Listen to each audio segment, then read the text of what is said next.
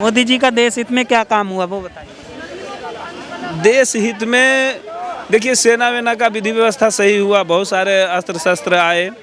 अगल बगल के कंट्रियां जो है, पहले कोई वैल्यू नहीं था, वैल्यू देने शुरू कर दिया। अमेरिका तक के समझने बुझने लगा, आंख में आंख मिला करके। इंदिरा गांधी के बाद अंतर्राष्ट्रीय स्तर में अगर कोई हार्ड लीडर आया तो मोदी आया। इसके बीच में कोई लीडर ही नहीं हुआ जो कि अंतर्राष्ट्रीय स्तर पर जिसका वजूद हो। वो एक इंदिरा गांधी थी, उसके बाद मोदी जी आए। पहले हमारे घर में चारपाई होनी मुश्किल होती थी। आज स्कूटर, मोटरसाइकिल, सब कुछ, ऐशो आराम की सब सुविधाएं हैं सबके पास। 80 करोड़ आदमी 2 साल से राशन फ्री ले रहे हैं, जो गरीबी के नीचे वाले रेखा ले रहे हैं कि नहीं ले रहे।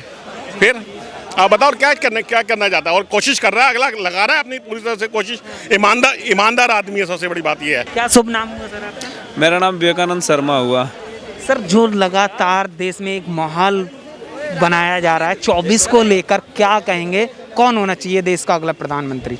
देखिए, जनता जो है आज तो नहीं जन्मी है, वो लंबा समय से देख रहा है कि जिसने हमें फ़ायदा दिया, जिसने हमारा समस्या का समाधान थोड़ा ही किया लेकिन किया, तो उसको चुनेगा वो।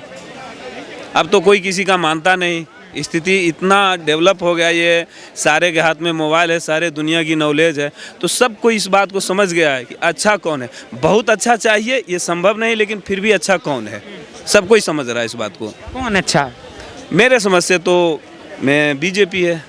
बीजेपी कैसे कि बहुत सारी, जैसे अंतर्राष्ट्रीय स्तर में हिंदुस्तान को इज्जत दिलाया, गरीबों के हर घर में 500-600 रुपया तक के पहुंचा दिया। किसानों के लिए भी हर जगह कहीं न कहीं किसान मंडली लगवा रहा है, गांव-गांव तक के बीज दे रहा है। मैं खुद किसान हूं। हाँ, मुझे हर साल इस बार भी गेहूं खरीदना पड़ा, बाज़ार से नहीं, सीधे जितना गेहूं का दाम है उससे कम दाम में मुझे बीज मिला, बिल्कुल मिला। लेकिन राहुल गांधी कहते हैं राकेश टिकैत किसान के नेता हैं सबसे बड़े, वो कहते हैं हम ही हैं किसान सबसे बड़े, किसान परेशान हैं। एक आदमी कह दे कि मैं सबका लीडर हूं, और एक आदमी कह दे कि सारी समस्या दूर कर दूं, तो राहुल गांधी की ऐसी बात नहीं कि कांग्रेस की सरकार किसी स्टेट में नहीं है। कांग्रेस की सरकार स्टेट में है। कांग्रेस का पहले भी गवर्नमेंट था जिसमें कि कभी लीडर को, घोटाले करने वाले को किनारा करते नहीं देखा गया, उस पर डांट दबार नहीं करते देखा गया, और खुले मन से, आज़ादी से घोटाले हो रहे थे। अभी तो बीजेपी में भी गलत लीडर होते हैं तो उनको सीधे किनारा किया जाता है। ये तो एक है बेनिफिट। घोटाले का नाम 4-5 साल से आप देख लो, कोई पेपर में घोटाला का कोई चल रहा है? अभी कुछ नहीं चल रहा है। इतने सीबीआई जांच वगैरह सब जगह बैठा दिए। लोग पहले ही डरते हैं कि ज़िंदगी खराब हो जाएगा अगर गलतियां करोगे तब। तो ये तो है दबदबा। तो लगातार कर रहे हैं, अडानी अंबानी चला रहे हैं सरकार, वही उनका ही फायदा हुआ है। अडानी अंबानी चला रहे हैं, अब जिसकी गवर्नमेंट रहेगा, जिसका बिजनेस रहेगा, वो तो उससे मिलके रहेगा। अब उनकी है कि क्यों मिलके रह रहा है। अब तो गवर्नमेंट चलाने के लिए बड़े उद्योगपति से तो तालमेल रखना पड़े, उन पर देश का इकोनॉमी निर्भर करता है। सभी को उससे फ़ायदा होता है, बहुत से लोगों को रोज़गार उससे मिला हुआ है, तो उसे तो सपोर्ट करना होगा। जो कांग्रेस का आएगा वो कांग्रेस से मिल जाएगा, बीजेपी का आएगा बीजेपी से मिलेगा। अब किसी को कोसना, गलत कहना, ये तो एक चिड़पन है।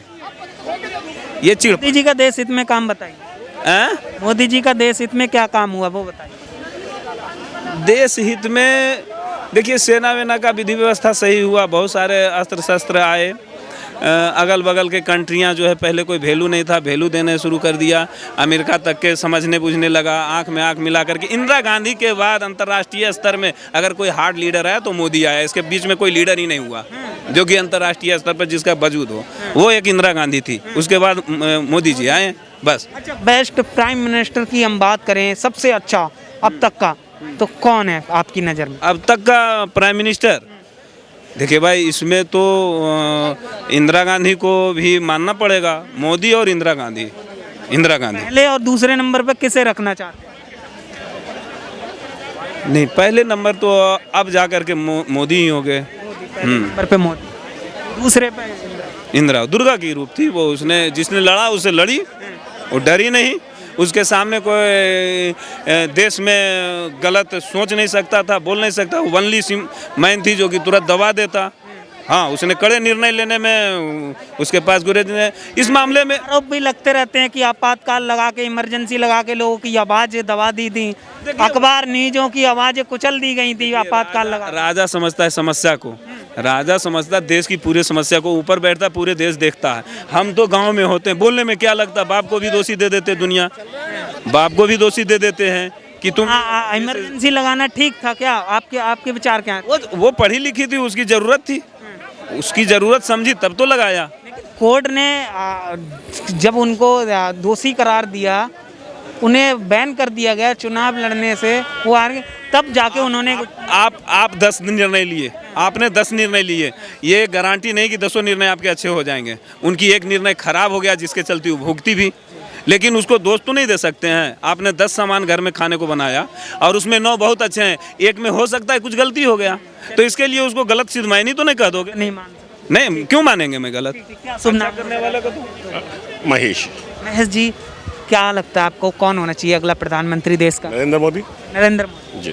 क्यों मोदी? मोदी है, उसने देश का विकास किया 8 साल के अंदर, पूरे देश के अंदर बहुत ढंग से काम किया है और बहुत अच्छा काम किया है, बिना करप्शन के काम किया है, इसलिए होना चाहिए। क्या क्या देश हित में काम किया वो बताइए। देश हित में सारा काम देश हित में ही है। देश हित में क्या नहीं है बताओ? उसने पाकिस्तान को दर दर के लिए मजबूर कर दिया उसने, पाकिस्तान को खाने आटा नहीं है उसके घर में खाने के लिए, और वो चीन को जवाब दे रहा है, देश की सुरक्षा कर रहा है, अंतरिक्ष सुरक्षा कर रहा है, और 370 हटा दी उसने। और क्या क्या चाहिए बताइए मेरे को? 14 प्रधानमंत्री के नाम बता दो। अच्छा, जो लगातार कहते हैं कि रोजगार नहीं है, महंगाई ज़्यादा हो गई है, उस पर बात ही नहीं होती है। रोजगार क्यों नहीं है? रोजगार है, लेकिन हम अपनी जनसंख्या को काबू नहीं करते ना, जनसंख्या को काबू नहीं करते भाई, इसलिए रोजगार के अवसर कम हो रहे हैं। और महंगाई तो रहती है हर हालात में, जो लेवल है बढ़ रहा है, लोगों का रहने का तरीका बढ़ रहा है। पहले हमारे घर में चारपाई होनी मुश्किल होती थी, आज स्कूटर, मोटरसाइकिल सब कुछ, ऐशो आराम की सब सुविधाएं है सबके पास। 80 करोड़ आदमी 2 साल से राशन फ्री ले रहे हैं, जो गरीबी के नीचे वाले ले रहे हैं कि नहीं ले रहे? फिर आप बताओ क्या करना चाहता है? और कोशिश कर रहा है, अगला लगा रहा है अपनी पूरी तरह से कोशिश। ईमानदार आदमी है, सबसे बड़ी बात यह है। अब कोई सबसे बड़े चोर हैं ना, आप बताओ कैबिनेट के अंदर कोई भी अभी तक 8 साल हो गए, किसी ने इंजाम लगाया है कि उसने कुछ पैसा खाया है, या उसकी कैबिनेट में किसी ने पैसा खाया है? देखिए, बताइए ना। पर एक बात मैं बोलूं, रोजगार शब्द की जो परछाई है ना, उसमें बैठ के खाने की प्लानिंग है। सच्चाई है कि अभी भी गांव में, मैं गांव का रहने वाला हूं, गांव में 350 रुपये में मजदूर नहीं मिलते हैं, काम करने वाला नहीं है। एक दिन का 350 रुपये मिलता है और उसके बाद काम करने वाला नहीं है। रोजगार के अभाव में बहुत सारे ज़मीन ऐसे पतित हैं, काम के चलते बिगड़ जाते हैं, लेकिन सबको चाहिए स्टैंडर्ड शहर और बैठ के खाना। ये एक प्लानिंग है, हिंदुस्तान में चल चुका है मूवमेंट। एक दूसरे को देखता है, जैसे पड़ोस की आदमी नौकरी करता है, वो देख रहा है कि 4 घंटा करता है और फिर आगे दिन भर में घर के काम क्या करता है, वो वही व्यवस्था चाहता है। कर्मठता एक चीज़ है कि मोदी जी से भी संभव नहीं हुआ, वो जो भ्रष्टाचार है, जो सरकारी तंत्र है, वो सही सुचारू रूप से नहीं पूरा का पूरा चल रहा है। इसमें है ये 60% अभी भी बाकी है, एक कमी पूरी नहीं हुई है, एक कमी बाकी है। अच्छा, जो आरोप लगते रहते हैं कि वही बांटने का काम कर रही है भाजपा लगातार, जब से भाजपा आई है हिंदू मुस्लिम हो रहा है। राहुल गांधी की भारत जोड़ो यात्रा भी इसी आधार पे हुई थी, क्या कम नहीं होगा? क्या मुझे बताओ ना यार, हिंदू मुस्लिम कहाँ हो रहा है? मुझे लगता नहीं हिंदू मुस्लिम हो रहा है, यही लग रहा है कुछ जा रहा है हिंदू मुस्लिम करने के लिए। राहुल गांधी कहते हैं ना बांटने का काम कर रही है। राहुल गांधी बेचारा 60 साल का बच्चा है, उसको कुछ नहीं पता अपने बारे में, वो कभी भी कुछ भी बोल सकता है, जीएसटी लगा सकता है, वो महाभारत के टाइम से भी जीएसटी लगा सकता है और कुछ भी कर सकता है वो। अच्छा, लगातार जो विपक्ष इकट्ठा हो रहा है, क्या लगता है चुनौती दे पाएगा इस बार मोदी जी को? चुनौती तो नहीं देगा, लेकिन विपक्ष मजबूत होना चाहिए, इकट्ठा होना चाहिए, ताकत दिखाना चाहिए, नहीं कि वो मोदी जी भी ओवर कॉन्फिडेंस हो जाएं। विपक्ष तो होना ही चाहिए, तब तो काम होगा ना। विपक्ष को एकजुट होना चाहिए। जैसे हम आम जनता को कौन बताता है गलती, एक दूसरे का गलती बताते हैं, हम लोग सुनते हैं, उसके बाद बाँचते हैं कि कौन कितना सही बोल रहा है, कौन कितना गलत, उसके अनुसार से निर्णय लेते हैं। विपक्ष की कोई राय मिलती है क्या आपस में? मुझे बताओ ना, विपक्ष की कोई राय मिलती है क्या? कांग्रेस अलग सुर से बोलती है, वामपंथ अलग सुर से बोलता है, ममता बनर्जी अलग सुर से बोलती है, केजरीवाल अलग सुर से बोलता है, सब अपनी राजनीति करते हैं। विपक्ष एक हो सकता है क्या? मुझे बताओ कैसे हो सकता है? तो एक ही साथ एक मंच पर आ जाते हैं सारे। 2019 में आए थे तो आगे रह गए, तो देख लो इस बार भी तो इकट्ठा हो रहा है विपक्ष। अभी विपक्ष नहीं होता इकट्ठा, नहीं होता विपक्ष, विपक्ष होता ही नहीं इकट्ठा। बीजेपी के सिवा किसी भी पार्टी का लीडर एक मत नहीं है, किसी को मान नहीं रहा है। एक मत क्या होगा, ताकत क्या बनेगा? ईंट सरियाएगा और नीचे से घिसेगा, सब भसक जाएगा। यही तो हो रहा है। पहले मजबूत तो होइए, नियम तो अच्छे बनाइए, नियम पर चलिए तो तब तो बात बनेगा।